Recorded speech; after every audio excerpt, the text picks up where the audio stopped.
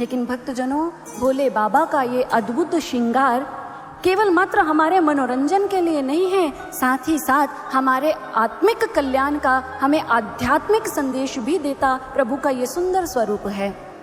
अंग विभूत चंद्र माथे पर, जटा बहे गंगा की धार।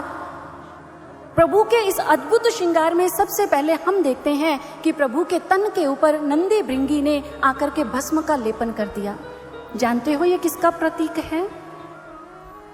भोलेनाथ के तन के ऊपर लगी भस्म, यदि हम इसे स्थूल रूप से देखें तो इस स्थूल तन के ऊपर ये योगियों के द्वारा जो भस्म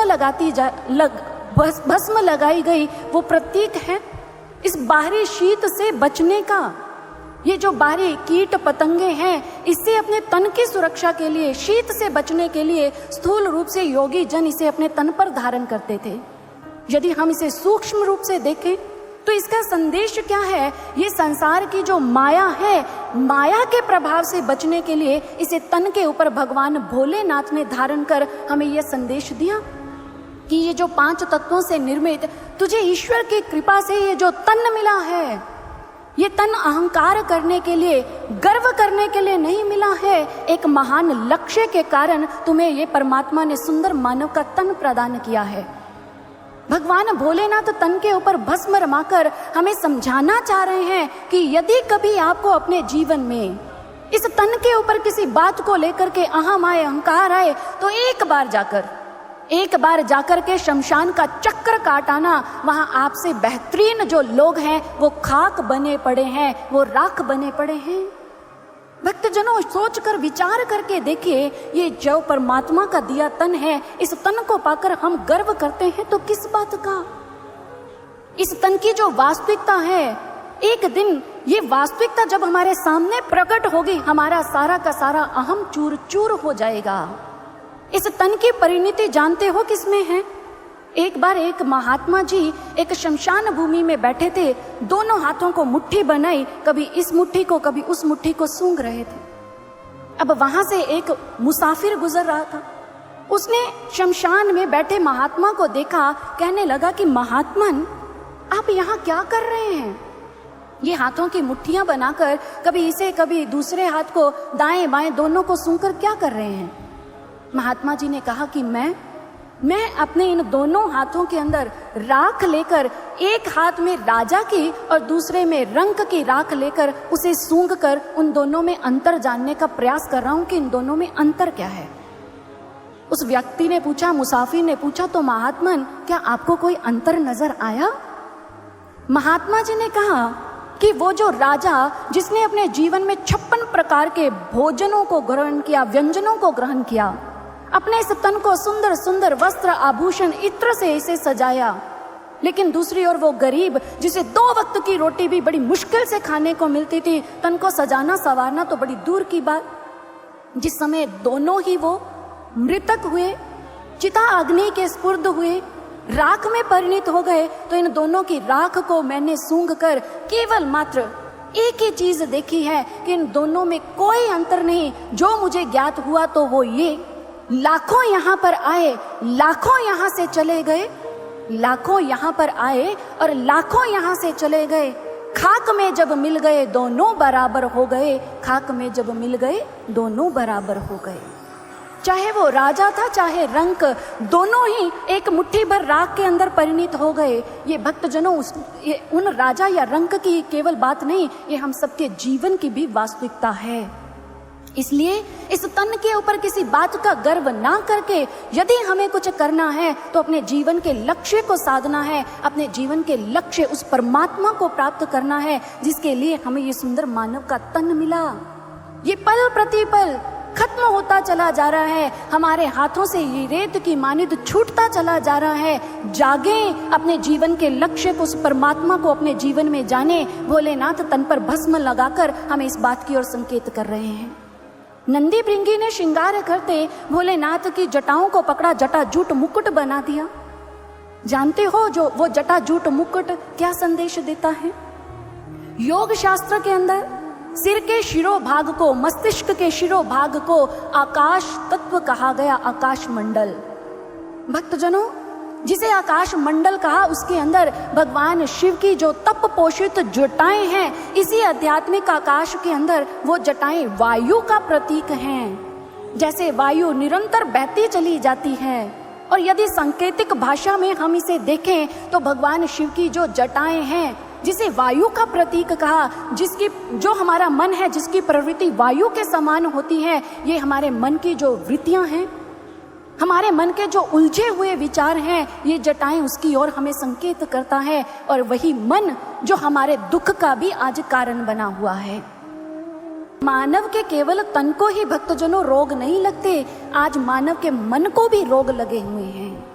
80% इस मन के कारण ही लोग रोगों का शिकार हैं, बीमारियों के शिकार हैं। और इस मन के कारण 80% लोगों को लगने वाला जो रोग सबसे बड़ा भयंकर, वो है डिप्रेशन, तनाव। अमेरिका की एक प्रमुख पत्रिका है टाइम मैगजीन, उसके अंदर उन्होंने कहा कि जो टेंशन है, डिप्रेशन है, वो अमेरिका की नंबर 1 समस्या है। लेकिन भक्तजनों, यदि विचारें अमेरिका ही क्यों, आज प्रत्येक राष्ट्र की यही स्थिति है। प्रत्येक व्यक्ति आज तनाव का शिकार है। इस तनाव को दूर करने के लिए समाज के अंदर अनेक प्रयत्न भी किए जा रहे हैं। सेमिनार्स, वर्कशॉप, अनेकों जगह पर मेडिटेशन कैंप्स लगाए जाते हैं। लेकिन उसके पश्चात भी क्या है, ये जो तनाव का ग्राफ है वो बढ़ता चला जा रहा है, बढ़ता चला जा रहा है। और इस तनाव का शिकार केवल मात्र काम के दबाव में, जिम्मेदारियों के बोझ तले दबा एक प्रौढ़ व्यक्ति, एक बड़ा व्यक्ति ही नहीं, छोटे छोटे बच्चे भी आज तनाव का शिकार हैं। आज ये बात कहना, बिंदास बचपन, मस्त बचपन, इसे कहने से पहले भी 100 बार सोचना पड़ता है, क्योंकि छोटे छोटे बच्चे भी तनाव से मुक्त नहीं हैं। आज तनाव ने प्रत्येक व्यक्ति को अपनी गिरफ्त में ले रखा है। तनाव को लेकर के जिसमें लोगों के ऊपर सर्वे किया, उनका निरीक्षण किया, तो पाया गया कि यही तनाव जो व्यक्ति को है, वो नकारात्मक विचार, दुख, परेशानियां, चिड़चिड़ापन, क्रोध इत्यादि जैसे विकार प्रदान भी कर रहा है। और इस तनाव के चंगुल में फंसा हुआ आज व्यक्ति अपने जीवन में दुखी होकर अपने इस जीवन को खत्म करने के तरीके खोजता है कि कैसे मैं इससे मुक्त होने के लिए अपने इस जीवन को ही खत्म कर लूं। ये केवल मात्र भक्तजनों एक कोरी बात नहीं है, ये केवल मात्र एक शब्दों में कहे जाने वाली बात नहीं है, इसका प्रमाण है। 198 पृष्ठ की एक बुक है, the complete manual of suicide. जिस समय वो किताब बाजार के अंदर आई तो भक्तजनों देखते ही देखते 10 लाख उसकी कॉपीज बाजार के अंदर बिक गई। और हैरानी वाली बात ये देखी गई कि उसी किताब को अपने हाथ में लेकर के लोगों ने आत्महत्या कर ली, लोगों ने अपने जीवन को समाप्त कर लिया। इस तनाव को लेकर के जिस समय इसका कारण खोजा गया कि क्यों आज व्यक्ति तनाव का शिकार है, तो आज मानव के अंदर एक बीमारी को देखा गया कि मानव अपने जीवन में अधिक से अधिक पाना चाहता है। ये बीमारी एक ऐसे पागलपन की तरह है कि उसे जीवन के अंदर प्रत्येक वस्तु में, चाहे धन है, संपत्ति है, सम्मान है, वैभव है, ऐश्वर्य है, अधिक से अधिक चाहिए, अधिक पाने का पागलपन लोगों के अंदर है। और जिस समय ये अधिक पाने की जो चाह है वो पूरी नहीं हो पाती, तो यही पागलपन मानव को क्या देता है, तनाव, परेशानियां, दुख, चिंता, जिसके अंदर आज मानव जीवन जी रहा है। भक्तजनों, तनाव में रहते रहते आज व्यक्ति की स्थिति जानते हो कैसी हो गई है। जिस समय व्यक्ति को कोई टेंशन नहीं होती, वो तब इस बात की टेंशन में देखा जाता है कि सारा कुछ ठीक कैसे चल रहा है। उसे यही बात ही हजम नहीं होती, वो इस बात की भी टेंशन ले रहा है। इस टेंशन से, इस तनाव से समाज को मुक्त करने की युक्ति क्या है? सीधी सी एक ही युक्ति है भाई, अपने जीवन में आप वाव का गुण अपना लें, हर परिस्थिति में वाव कहना सीख लें। अब आप कहेंगे भाई ये कैसी बात हुई? ये जो वाव है ना, 3 अल्फाबेट्स WOW अर्थात विथ और विदाउट, अर्थात आप जिस चीज को पाना चाहते हैं, जिसकी इच्छा कर रहे हैं, वो आपको मिले या ना मिले, आप उस प्रत्येक परिस्थिति में सम रहें। अपनी इच्छा से बढ़कर के ईश्वर की इच्छा को अपने जीवन में स्थान दें, तो आपका जो माइंड है वो रिलैक्स रहेगा। जिस समय अर्जुन ऐसी तनाव की स्थिति में था, भगवान श्री कृष्ण ने समत्व योग का उसे सूत्र प्रदान किया। उससे कहा कि अर्जुन, इस युद्ध को करते हुए तुम्हें हानि मिले या लाभ, जीत मिले या हार, यदि तुम्हें कुछ भी इसमें प्राप्त हो रहा है उसे ईश्वर के श्री चरणों में समर्पित कर दो। प्रत्येक अवस्था में कुछ भी जो मिल रहा है उसमें तुम्हें सम रहना है। उसे सम रहने की वो युक्ति प्रदान की। कहने का भाव, यदि हम आज व्यक्ति को, इस समाज को तनाव से मुक्त करना चाहते हैं, जो तनाव से युक्त है समाज, एक ही उपाय है, अध्यात्म की शरण में चले जाएं। ध्यान की अवस्था को अपने जीवन में अपना लें, क्योंकि ध्यान से बढ़कर के इस तनाव से मुक्ति का कोई और उपचार नहीं मिलेगा, कोई और आपको समाधान नहीं मिलेगा। शास्त्रों के अंदर कहा, ध्याना देव भवेत सर्वं नत्र कार्य विचारणः, अर्थात कि इस ध्यान से बढ़कर के और कोई भी युक्ति नहीं है। ध्यान के द्वारा सब कुछ संभव है। अपनी प्रत्येक समस्या का समाधान हमें साधना से, ध्यान से प्राप्त हो सकता है। इसलिए भक्तजनों, हम ध्यान को अपने जीवन में धारण करें। लेकिन बात करें ध्यान की, जिस समय ध्यान की बात आती है तो आज समाज में ध्यान की अनेकों अनेक पद्धतियां हैं। हर व्यक्ति अपने अपने तरीके से इस ध्यान को कर रहा है। कोई किसी प्रकार से करता है, कोई किसी प्रकार से। अनेकों जो इस समाज के अंदर ध्यान को लेकर के कैंप लगाए जाते हैं, उसके अंदर लोगों को अनेक प्रकार की पद्धतियां सिखाई जाती हैं। कोई किसी चीज पर ध्यान लगाना सिखाता है, कोई किसी चीज पर। लेकिन विचारणीय बात है, क्या वो पद्धतियां शास्त्र सम्मत हैं? क्या उस ध्यान की प्रक्रिया को अपना करके हमारा ये जो मन, जिससे उठने वाले विचार हमें तनाव का शिकार बना रहे हैं, क्या हमारे मन के वो विचार शांत हो गए? नहीं। आंखें मूंद करके हम ध्यान की अवस्था में बैठ जाते हैं, लेकिन मन जो है हमारा सारे संसार का भ्रमण कर रहा होता है। भक्तजनों, इसे ध्यान नहीं कहते हैं। ध्यान किसे कहा? शास्त्रों के अंदर कहा, आसनेन गतिर लुप्ता जतेंद्रिये क्रियस्तथा तदात्मा च स्वयं भाति सत्ता रूपाश्चिदात्मकः, अर्थात जिस प्रकार से आंखें बंद करके एक आसन में जब हम बैठते हैं तो क्या होता है, हमारे चलने फिरने की जो गति है वो बंद हो जाती है। ऐसा होता है कि नहीं?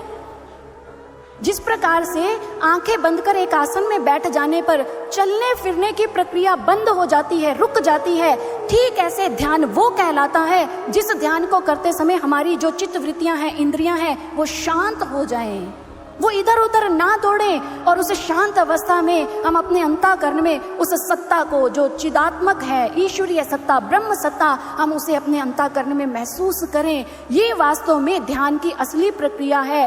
इसी ध्यान को सनातन पुरातन पद्धति कहा। लेकिन भक्तजनों, ये ध्यान करें कैसे? ध्यान लगाना कहाँ है? ध्यान लगाएं कैसे? ये अहम प्रश्न है। शिव महापुराण के अंदर जगह जगह पर ध्यान योग की बात की। आइए पहले योग शब्द के ऊपर विचार करते हैं। योग शब्द का अर्थ क्या है? योग युज धातु से निकला है, जिसका अर्थ है जुड़ना। किससे जुड़ना है? संसार से, रिश्ते नातों से, परिवार से, जिससे जुड़ करके पहले ही हम तनाव का शिकार हैं, चिंताएं, परेशानियों से घिरे हैं। जुड़ना इससे नहीं, जुड़ना है उस ईश्वर के साथ। योग का अर्थ है उस ईश्वर के साथ अपने संबंध को साध लेना, घनिष्ठ संबंध स्थापित कर लेना। वो भक्तजनों योग कहलाता है। आज हम ध्यान तो कर रहे हैं, लेकिन वो ध्यान हमें लाभ नहीं दे रहा। कारण यही है कि हम ईश्वर को देखे बिना, ईश्वर के साथ जुड़े बिना हम ध्यान कर रहे हैं। तो बताइए, कैसे चित्तवृत्तियां एकाग्र होंगी? कैसे हम तनाव से मुक्त होंगे? कैसे चिंताओं से हमें मुक्ति मिलेगी? उसके लिए हमें उस ईश्वर के साथ जुड़ना होगा, योग करना होगा। लेकिन वो उस ईश्वर के साथ जुड़ेंगे कहाँ, कैसे? वायव्य संहिता शिव महापुराण की बताती है, परमात्मा हृदयस्थो ही सच सर्वं प्रकाश्यते ऋतपद्य पीठिका मध्य ध्यान यज्ञेन पूज्यते। अर्थात वो परमात्मा हम सबके अंतःकरण में, हृदय के अंदर वास करता है। हृदय रूपी कमल में वो परमात्मा है, और उसी हृदय कमल के अंदर ध्यान युक्ति के माध्यम से, ध्यान के माध्यम से अपने अंदर में उतरकर हम भगवान की, उस ब्रह्म की उस जगह पर उतर करके पूजा कर सकते हैं, उसे देख सकते हैं, उसे जान सकते हैं। और हमारे ये शास्त्र, हमारे ये धर्म ग्रंथ कहते हैं, पुरुषं शाश्वतं सूक्ष्मं ध्यान चक्षुषाः यतते ध्यान योगेन यदि पश्यते पश्यति। अर्थात जो परमात्मा सूक्ष्म, अति सूक्ष्म सत्ता है, हमारे अंतःकरण में हृदय स्थल पर वास करता है, उस सूक्ष्म सत्ता को देखने के लिए ध्यान का चक्षु चाहिए। और वो ध्यान चक्षु हमें प्राप्त कहाँ से होगा? समय के एक सच्चे संत सदगुरु के सानिध्य में जाकर। गुरु मिलेगा, हमारे मस्तक पर जब हाथ रखेंगे तब जाकर हमारी ये भ्रिकुटी में स्थित, जहां आप भक्तजनों भगवान शिव के यहाँ तृतीय नेत्र देखते हो ना, उसी स्थल पर हम सबके भी वो तृतीय नेत्र है, जिसे कहीं दसम द्वार कहा, कहीं डिवाइन आई कहा, कहीं दिव्य चक्षु का नाम दिया गया। गुरु की कृपा से जब ये ध्यान चक्षु खुलेगा, हम अपने अंतर जगत में उतरकर हृदय में उस परमात्मा के, ब्रह्म के प्रकाश स्वरूप का दर्शन प्राप्त करेंगे। तब जाकर के हमारा ध्यान, हमारी चित्त वृत्तियां उस परमात्मा के श्री चरणों में एकाग्र हो पाएंगे।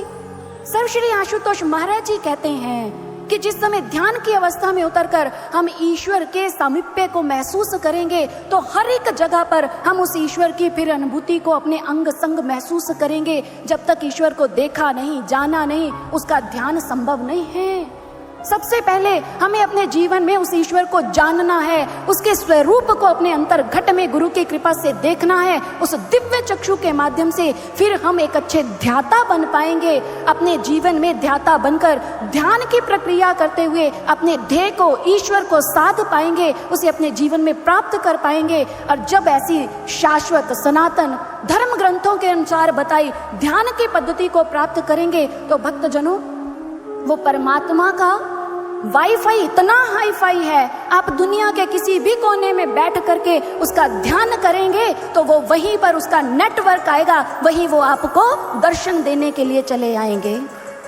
सर्व श्री आशुतोष महाराज जी जिस ध्यान पद्धति की बात करते हैं, ये दिव्य ज्योति जागृति संस्थान का मंच केवल थ्योरी नहीं कहता है, बातें नहीं करता है। सर्व श्री आशुतोष महाराज जी उस ध्यान की शाश्वत पद्धति को प्रदान कर आज मानव को उसकी चिंताओं से, इस तनाव के भावों से उसे मुक्त करने का कार्य भी कर रहे हैं।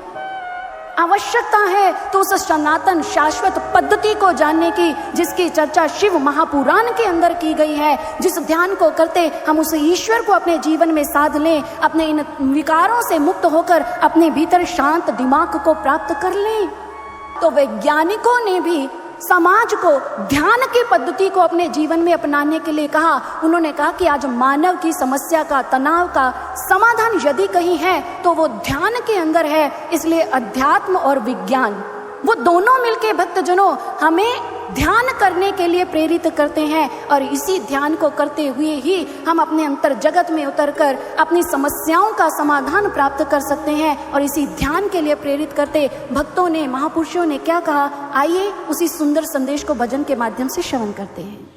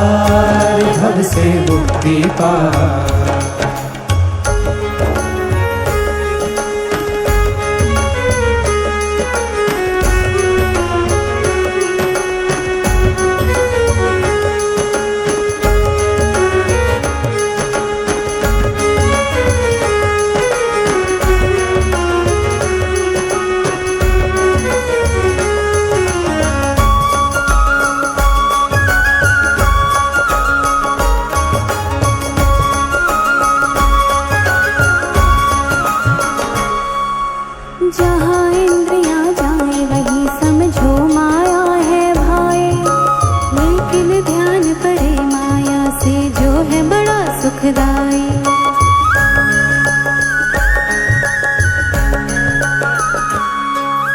जहाँ इंद्रियाँ जाए वहीं समझो माया है भाई, लेकिन ध्यान पड़े माया से जो है बड़ा सुखदाई।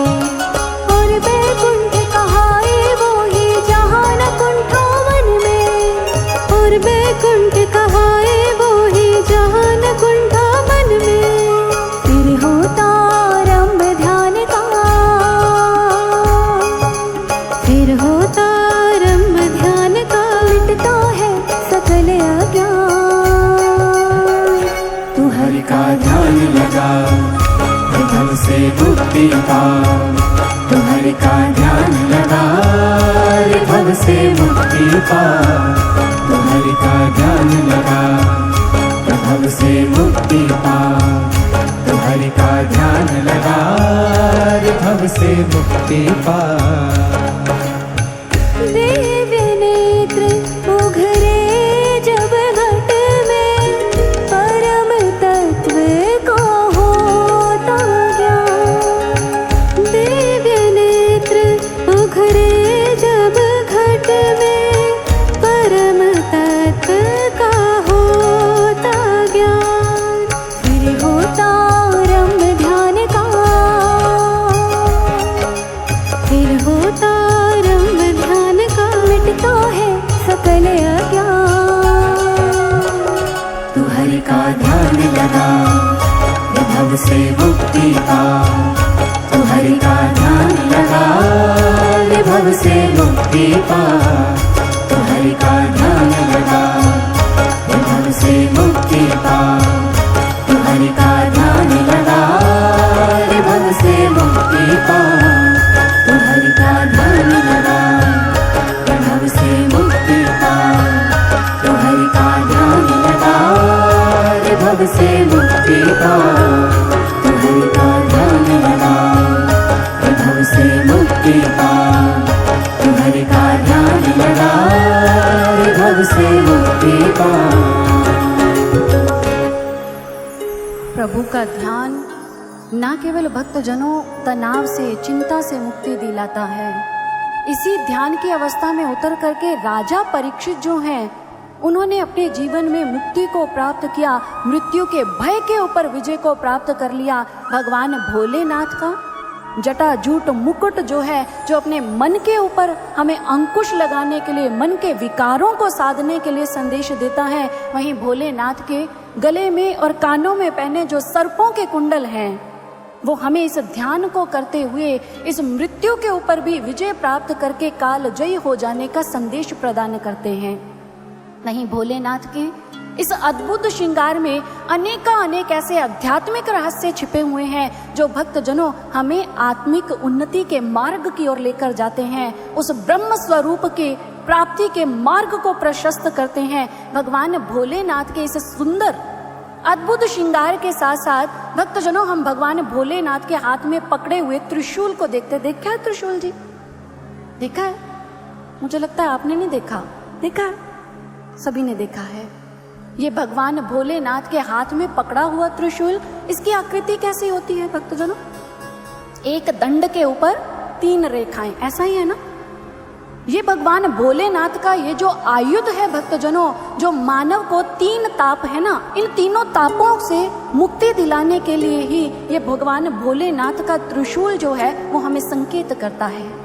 ये जो 3 क्लेशकारी ताप हैं, इन 3 क्लेशकारी तापों से जो मुक्ति की युक्ति है वो है भगवान भोलेनाथ का वो त्रिशूल, जो 3 रेखाओं के नीचे एक दंड है, वो हमें इशारा कर रहा है उस शाश्वत नाम की ओर, जिस शाश्वत नाम का सुमिरन करते हुए हम अपने जीवन में प्रत्येक जो दुविधा है, प्रत्येक जो ताप है, इन तापों से हम अपने जीवन में मुक्ति को प्राप्त कर सकते हैं। भक्तजनों, वो जो एक शाश्वत सनातन प्रभु का नाम है, जिसकी महिमा हमारे शास्त्र ग्रंथों में, हमारे धर्म ग्रंथों के अंदर की गई, और वो ग्रंथ महिमा गान गाते हुए ये कहते हैं, जन्म जन्म के खत पुराने नाम ही लेत फटे, नाम लेत भव सिंधु सुखाई, कर ही विचार सूजन मन माही। अर्थात उस प्रभु का पावन नाम ऐसा है कि जिस समय हम उसे एक शाश्वत प्रभु के वास्तविक नाम का सुमिरन करते हैं, उसे अपने जीवन में अपनाते हैं, तो हमारे जो जन्म जन्म के कर्म संस्कार हैं वो सारे समाप्त हो जाते हैं। उस नाम का सुमिरन कर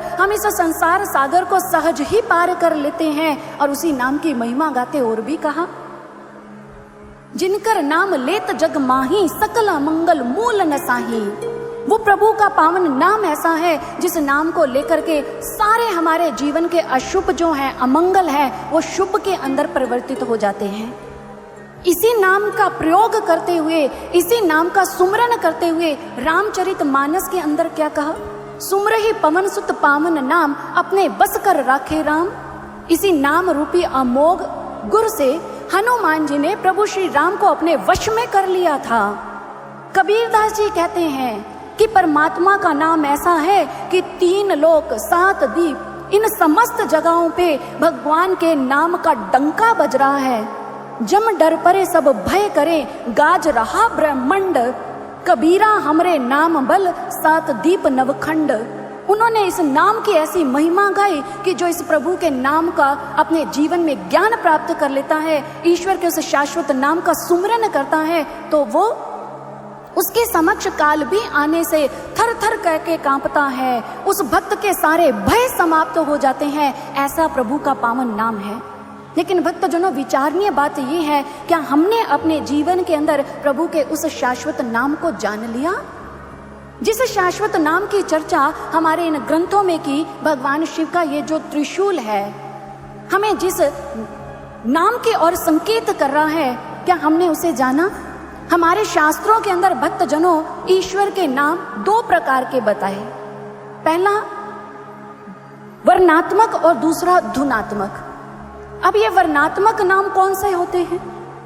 वर्णात्मक नाम अर्थात जो वर्णमाला के अनुसार शब्दों में लिखे जाते हैं, बोले जाते हैं, पढ़े जाते हैं। जैसे भक्तजनों, जिन नामों को आज हम जानते हैं, श्री राम, श्री कृष्ण, ये जो नाम है, हरि हरि, हर हर महादेव, जय माता दी, ये सारे जो नाम आज शब्दों के अंदर लिखे जाते हैं, वर्णों के अंदर लिखे जाते हैं, ये वर्णात्मक नाम कहलाते हैं।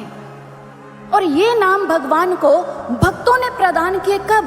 जब उन्होंने भगवान की लीलाओं को देखा, उनके गुण, उनके कर्म को देखा, तो उससे प्रभावित होकर भक्तों ने ये नाम उन्हें प्रदान किए। भक्तों के गुण के, भगवान के गुण के आधार पर जो भक्तों ने नाम दिए, वो गुणवाचक नाम भी कहलाते हैं। एक उदाहरण के माध्यम से समझते हैं। समाज के अंदर आप किसी ऐसे व्यक्ति को देखते हो जो समाज में बड़े अच्छे अच्छे काम करता है, गरीब लड़की की शादी करवा दी, कहीं धर्मशाला खुलवा दी, कहीं पानी के पीने की व्यवस्था करवा दी। उस व्यक्ति के इस कर्म को देख करके हम उस व्यक्ति के बारे में कहते हैं ये तो बड़ा सज्जन व्यक्ति है, हम उसे सज्जन का नाम देते हैं। होता है ना ऐसा? लेकिन यदि कोई व्यक्ति पाप करता है, दुर्जनता का व्यवहार करता है, हम कहते हैं भाई ये तो 1 नंबर का दुर्जन व्यक्ति है। अच्छे काम करने वाले को हम कहते हैं ये बड़ा दयालु व्यक्ति है, सब पर दया दिखाता है। क्या दयालु उसका असली नाम है? हमने उसे सज्जन दुर्जन का नाम दिया तो उसके कर्म, उसके गुण, उसके व्यवहार को देखकर, ठीक ऐसे ही भक्तजनों ये जो गुणवाचक नाम है, ये भगवान के गुणों को देख करके भक्तों ने उसे प्रदान किए। आज हम क्या कर रहे हैं? इसी वर्णात्मक नाम, इन्हीं गुणवाचक नामों को सुमरन करते हुए हम भगवान को पाना चाह रहे हैं। प्रश्न है, क्या भगवान की प्राप्ति हो गई?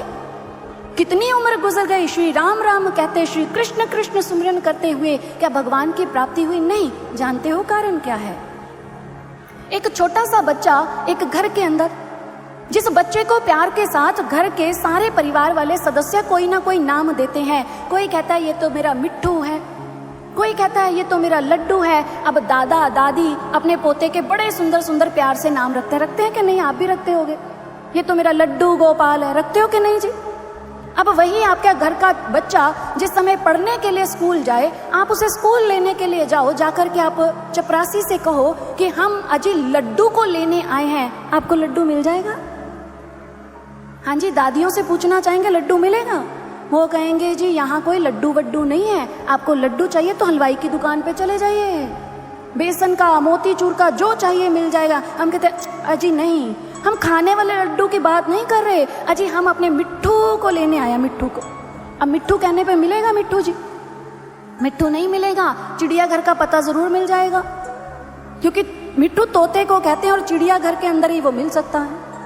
अब हम कहते हैं अजी नहीं, हम उसकी बात नहीं कर रहे, जो हमारे बच्चे का असली नाम है हम उसे लेते हैं। जैसे ही आप अपने बच्चे का असली नाम लेते हो उसी समय आपको आपका बच्चा मिल जाता है।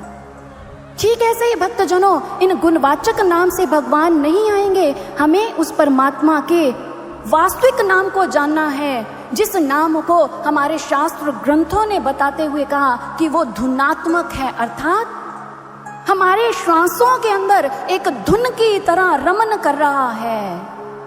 जिस प्रकार से एक बिजली के तार के भीतर से करंट गुजरता है, ठीक ऐसे ही वो परमात्मा का नाम हमारे श्वासों के अंदर गुजर रहा है, चल रहा है। उस परमात्मा के नाम की धुनी हमारे श्वासों में हो रही है। इसीलिए ग्रंथों के अंदर उस ईश्वर के नाम को सहस्राक्षर वाक कहा, उसे अजप्पा जाप कहा, उसे अव्यक्त अक्षर कहा। आप भगवान शिव की रोज आरती कर रहे हो, उसके अंदर आप ये पंक्ति गाते हो, प्रणव अक्षर के मध्य यह तीनों एका, अर्थात हमारे प्राणों के अंदर वो वास कर रही है शक्ति। वो परमात्मा का जो वास्तविक नाम है हमारे प्राणों के अंदर बसा है। भक्तजनों, आज जरूरत है प्राणों में रमन कर रहे उस परमात्मा के वास्तविक शाश्वत नाम को जानने की। धर्म ग्रंथों के अंदर कहा, एकाक्षर प्रदात्मक वामी नंदती तस्य सरूर तपो ज्ञानम, अर्थात जो आपके जीवन के अंदर आकर के गुरु उस एक अक्षर का जो आपके श्वासों के अंदर रमन कर रहा है, उस एक का आपको बोध करवा दे, ऐसे गुरु के श्री चरणों में नतमस्तक हो जाइए। लेकिन यदि आप ऐसे गुरु को धारण नहीं करते, जो श्वासों में रमन करे उस सनातन शाश्वत नाम को प्रकट कर दे, तो फिर आपका ज्ञान, आपका तप सब ऐसे नष्ट हो जाता है जैसे एक कच्चे घड़े में रखा हुआ पानी। ये हम नहीं कह रहे भक्तजनों, ये आपके ही धर्म ग्रंथ आपके समक्ष सत्य को प्रस्तुत कर रहे हैं, जिनके प्रति आपकी मान्यता है। लेकिन आज हमारी स्थिति क्या है? हम उस एक अक्षर का बोध करवाने वाले नहीं, अनेकों के चक्र में पड़े हैं। कोई 5, कोई 10, कोई 20, कोई मंत्र, कोई माला, पता नहीं किस किस तरीके से हम भगवान के नाम को भज रहे हैं। लेकिन हमें धर्म ग्रंथों के अनुसार अपने जीवन में शाश्वत उस नाम को जानना है, उस भक्ति को प्राप्त करना है। वो नाम जो आदि काल से चला आ रहा है, जिस समय सृष्टि में भाषा नहीं थी, कोई ग्रंथ नहीं था, तब भी परमात्मा का नाम था, जो अनादि काल से चला आ रहा है। इसलिए उसे अव्यक्त अक्षर कहा। अक्षर का अर्थ पता है क्या है? शाट्य उपनिषद के अंदर इस अक्षर का मर्म बताते हुए कहा, अ प्लस अक्षर, जो कभी विनिष्ट नहीं होता है। शब्दों के माध्यम से लिखा हुआ वाक्य वो कभी ना कभी समाप्त हो सकता है, लेकिन भक्तजनों, जिस अक्षर की बात की जो विनिष्ट नहीं होता, अविनाशी है, सनातन है, जिसका कभी अ का अर्थ है नहीं, जिसका कभी नष्ट नहीं होता, विनाश नहीं होता, वो हमारे ही अंतःकरण में, हमारे श्वासों में रमन कर रहा है। आवश्यकता किसकी है? एक सतगुरु की शरणागत होकर अपने अंतर्घट में श्वासों में रमन कर रही उस नाम रूपी शक्ति को जानने की। उस नाम रूपी शक्ति को जान करके ही भक्तजनों, इस नाम के धनुष पर अपनी आत्मा रूपी बाण को चढ़ा करके ही हम परमात्मा रूपी लक्ष्य को साध रहे हैं। जब तक हम उस धनुष को प्राप्त नहीं करते, तब तक हम अपने जीवन में चाहे सारी उम्र प्रयास कर लें परमात्मा को साधने का, उसे निशाना बना करके प्राप्त करने का, लेकिन वो प्राप्त नहीं होगा। यदि आप उस ईश्वर दर्शन के पिपासु हैं, उस ईश्वर का नाम सुमरन करते अपनी चिंताओं से मुक्ति चाहते हैं, ईश्वर की प्राप्ति करना चाहते हैं, तो ऐसे सतगुरु की शरणागत होना होगा। हम आपसे पूछना चाहते हैं कि कौन कौन उस ईश्वर के नाम को अपने जीवन में जानना चाहता है? हाथ खड़ा करके बताओ। कौन कौन उस ईश्वर का दर्शन पाना चाहता है? सभी। तो हम आपको बताना चाहेंगे कि हम केवल मात्र धर्म ग्रंथों के अनुसार आपके समक्ष चर्चा को लेकर के ही नहीं आए। दिव्य ज्योति जागृति संस्थान के संस्थापक एवं संचालक हमारे गुरुदेव परम पूजनीय, परम वंदनीय सर श्री आशुतोष महाराज जी, वो ब्रह्म ज्ञान प्रदान करने का सामर्थ्य रखते हैं, जिसे ब्रह्म ज्ञान को देकर वो पिपासु आत्माओं के घट में उस नाम को प्रकट करने का सामर्थ्य रखते हैं, ईश्वरीय सत्ता का दर्शन करवाने का सामर्थ्य रखते हैं। यदि वास्तव में आप उस ईश्वर को देखना चाहते हैं, उसे अपने अंतर्घट में अनुभव करना चाहते हैं, तो ये ब्रह्म ज्ञान की दीक्षा आपके ही इसी क्षेत्र में प्रदान की जाएगी, जोधपुर के ही अंदर। आपको केवल करना क्या है, यदि प्यास है तो केवल मात्र आपको अपना नाम अंकित करवाना है। जो इस नाम को अंकित करवाएगा वो इस ब्रह्म ज्ञान की दीक्षा को प्राप्त कर परम पूजनीय परम वंदनीय सर श्री आशुतोष महाराज जी के कृपा हस्त तले अपने अंतर्घट में वो ईश्वर की प्रत्यक्ष साक्षात्कार अनुभूति को प्राप्त अपने अंतर्घट में ही कर पाएगा। भगवान भोलेनाथ इसी ज्ञान के संदेश को अपने इस अद्भुत स्वरूप से प्रदान कर रहे हैं कि बाहर मत भटकते रहो, आपके अंतर्घट में ही वो शाश्वत सत्ता विद्यमान है। भोलेनाथ का त्रिशूल हमें उस शाश्वत नाम को जानने की ओर संकेत करता है। भोले बाबा का अद्भुत श्रृंगार, सुंदर श्रृंगार जो हमारे आत्मिक उत्थान की ओर संदेश देता है। आज जैसे ही नंदी भृंगी के द्वारा भोलेनाथ का श्रृंगार किया, समस्त देवतागण आज भोलेनाथ के बाराती जो बनकर के खड़े हैं, आज एक विचार कर रहे हैं। नहीं, भोले बाबा ने विवाह के लिए शादी के लिए हाँ तो कह दी, लेकिन क्या ऐसे दूल्हे के बाराती बनकर के हम हिमाचल नगर में जाएंगे? आज सबके मन में एक विचार चल रहा है, भाई यदि किसी ने हमें इन दूल्हे राजा के साथ देखा तो उसको भ्रम होना तो पक्का ही है, उसे पक्का लगेगा या तो ये बारात किसी और दूल्हे की है या दूल्हा किसी और बारात का। क्यों भाई? क्योंकि देवता जन इतने सुंदर सुंदर वस्त्र आभूषण पहने थे, इतने सुंदर सुंदर विमानों के ऊपर सवार थे, और इधर हमारे जो भोले बाबा हैं उनका अद्भुत ही स्वरूप है, अद्भुत ही श्रृंगार है। इसलिए दोनों में, दूल्हे और बारात के अंदर कोई भी तालमेल नहीं बैठ रहा, कोई समरूपता नहीं है। आज देवतागणों ने विचार किया कि क्यों ना भोले बाबा से अलग होकर के थोड़ा सा चलें, ताकि हमारा कुछ मान सम्मान बचा रहे। अब जैसे ही देवतागण अलग हुए, भोले बाबा ने देखा भाई ये क्या, अकेले ही जाएंगे क्या? उसी क्षण नंदी भृंगी को बुलाया, कहने लगे जाओ नंदी, जाओ भृंगी, जितने भी भूमि पर शमशान है वहां पर रहने वाले जितने भूत प्रेत पिशाच योगनीय हैं, सबको आने का आमंत्रण दो। आज नंदी भृंगी दौड़े दौड़े गए, जाकर के जितने भी भूत प्रेत पिशाच योगनीय थी सबको आने का आमंत्रण दिया।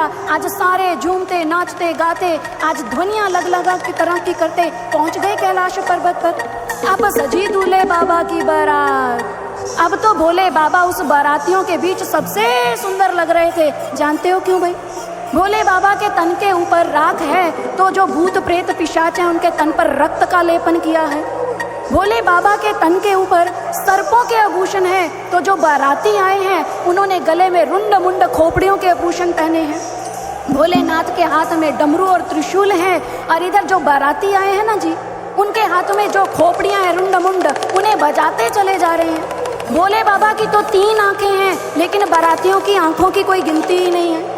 कोई दुबला है, कोई मोटा है, तरह तरह के आज विचित्र बारात आकर के खड़ी हो गई। भोले बाबा ने कहा अब बनी बात। अब क्या है भाई, जिस समय दूल्हे राजा तैयार होते हैं, बारात जाने का समय होता है, तो दूल्हे राजा किसके ऊपर सवार होते हैं जी? भाइयों से ही पूछ रहे हैं, किसके ऊपर? किसके ऊपर जी? हाथी पे, ऊंट पे? राजस्थान में शायद ऊंट पे भी हो जाती है, नहीं, घोड़ी के ऊपर। अब हमारे भोले बाबा ना ऊंट पे, ना हाथी पे, ना घोड़ी पे, किस पे सवार? नंदी के ऊपर सवार हो गए।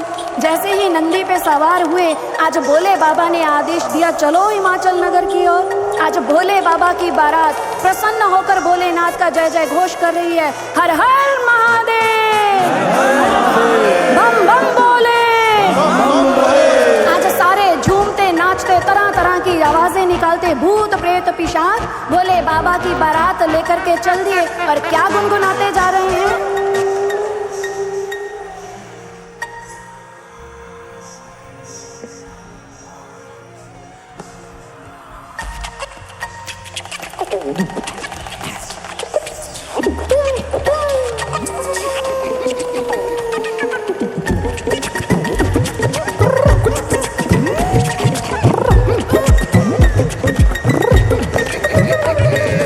भोले की बारात आज हम भूत प्रेत सब साथ।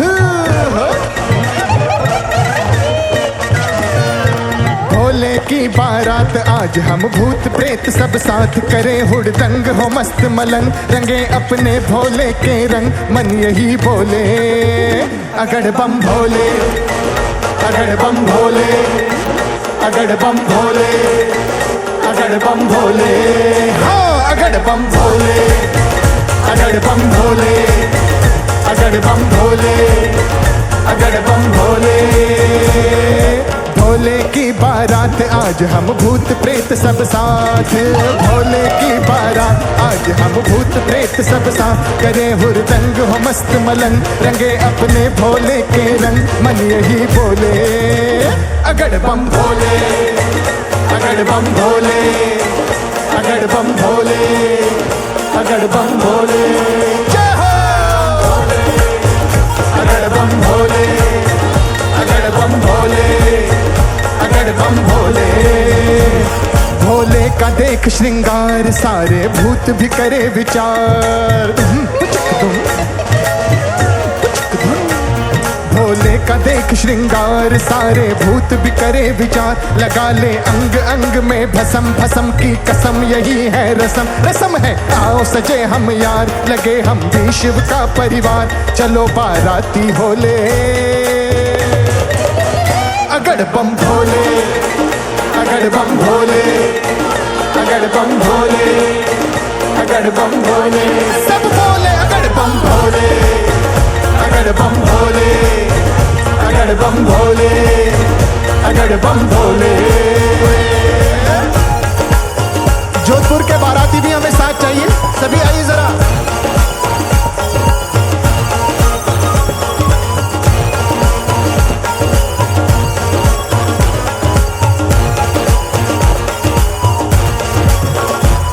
सबसे है अलग बाबा भोले की बारात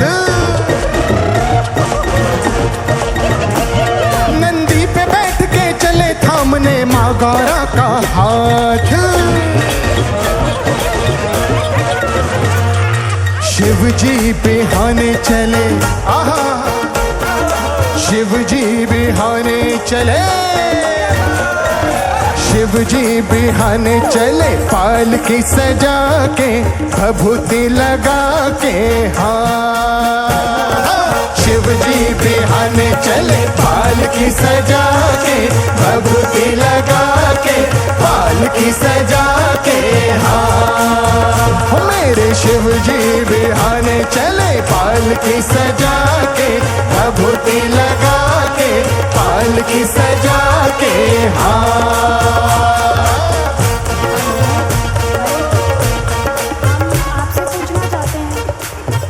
हम आपसे पूछना चाहते हैं भोले बाबा की बारात में कौन कौन जाना चाहता है सभी भाई बाराती ऐसे तो नहीं होते मुझे लगता है कि आप तो दूल्हे राजा को रुठा के ही रहोगे भाई दूल्हे राजा तो तब मानते हैं जब वो बाराती नाचे मनाने आए हो भोले बाबा को कि रुठाने कौन कौन मनाने आया है कौन कौन भाई हाथ के ऊपर हाथ रख के बैठने से काम नहीं चलेगा भोले बाबा के बाराती हैं तो बाराती क्या करते हैं भाई तब घोड़ी चलती है जब बाराती नाचते हैं ऐसा है ना भाई भोले बाबा अब सवार है नंदी बैल पर नाचना है झूमना है दोनों हाथ ऊपर दोनों शिव जी बिहाने चले पाल की सजा के भभूति लगा के पाल की सजा के हाँ हाँ शिव जी बिहाने चले पाल की सजा के भभूति लगा के पाल की सजा के हाँ हो जब चलने की हुई तैयारी लेके सब सामान हो दाएं हाथ त्रिशूल देख के नाच भूत शैतान हो ब्रह्मा चले विष्णु चले लेके वेद पुराण हो शंख चक्र और गदा धनुष ले चले श्री भगवान हो और बंधन के चले तब भोला बंधन के चले तब भोला लिए संग भूतों का टोला बोले हरदम रूप अजब बना के भभूति लगा के हाँ रूप अजब बना के भभूति लगा के पालकी सजा के, हाँ मेरे शिव जी बिहाने चले पालकी सजा के, भभूति लगा के पालकी सजा के, हाँ सबसे है अलग बाबा भोले की बारात, नंदी पे बैठ के चले थामने माँ गौरा का हाथ, भोले के ब्याह का ठाट बड़ा बन बाराती त्रिलोक का, सब देव ऋषि भी मगन बड़े, हर ओर कुमारी नजर पड़े।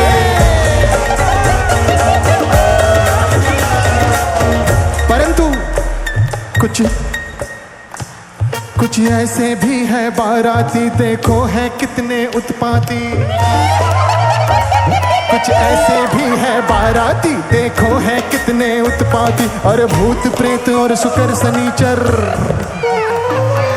इन्हें देख के लोग रहे डर। शिव समाज को देख के सारे डर के भागे देव बेचारे। अरे अतरंगी से रूपों वाले गण हैं इतने न्यारे न्यारे। तो सुन लीजिए जी, गण कैसे कैसे हैं। 1 2 3। कोई सिर के बल है तो कोई तोंदू है जी, कोई महाभयंकर तो कोई भोंदू है जी। कोई सिर के बल कोई तोंदू है, कोई महाविकट कोई भोंदू है। कोई सिर के बल कोई तोंदू है, कोई महाविकट कोई भोंदू है। कहीं 3 पूंछ कहीं 4 मूंछ, कहीं समझ न आए ऐसा कुछ। कोई धड़ के बिना है शीश खड़े, कहीं शीश बिना धड़ चल है पड़े। कहीं धड़ के बिना शीश खड़े, कहीं शीश बिना चल है पड़े। कहीं धड़ के बिना शीश खड़े, कहीं शीश बिना चल है पड़े। कोई कंकाली विकराली है, कहीं आंखें पीली काली। कोई डमरू पे है थिरक रहा, कोई चिमटा लेके नाच करे। भोले भोले भोले भोले भोले भोले भोले भोले। कोई पहन खोपड़ी की माला, बस बम भोले का जाप करे। बम भोले बम भोले बम भोले बम भोले, हाँ बम भोले बम भोले बम भोले बम भोले। कोई थिरक रहा कोई नाच करे, कोई बम भोले का जाप करे। कोई थिरक रहा कोई नाच करे, कोई बम भोले का जाप करे। मगन देख अपने हर गण को महादेव जब मुस्काए। अरे मगन देख अपने हर गण को महादेव जब मुस्काए। भोले की मुस्कान देख के सारी सृष्टि हर्षाए। मारे भोले री बारात जोधपुर से निकल रही है जी। जो यहाँ बाराती है जरा खड़े हो जाए, पता चले बाराती कौन कौन है। हाँ सभी मिलके जरा, हाँ बाराती तो खड़े ही चलता है भैया काम ऐसे ना। 1 2। मारे भोले री बारात आई सगला भूतारे साथ।